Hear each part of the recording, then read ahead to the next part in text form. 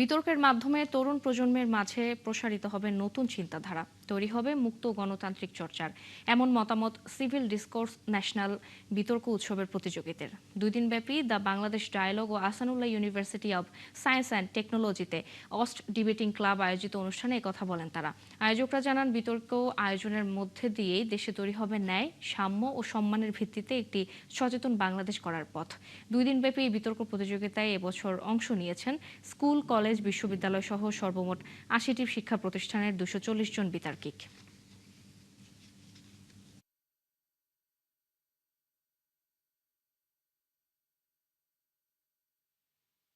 তরুণ প্রজন্মকে নিয়ে কাজ করতে গিয়ে বাংলাদেশ ডায়ালগ দেখলো যে বিতর্কের, বিশেষ করে বাংলা বিতর্কের যে জায়গাটা, সেটা আসলে একটা নতুন জায়গা হতে পারে। বুদ্ধিভিত্তিক একটা চিন্তার একটা মেলবন্ধন ঘটাতে চেয়েছি। ন্যাশনাল লেভেলে আপনি এই ডিসকোর্সগুলো নিয়ে কিভাবে কথা বলতে পারেন বা আপনার মতামত রাখতে পারেন, সেখান থেকে আমাদের মনে হয়েছে যে এই জিনিসটা নিয়ে কাজ করা দরকার।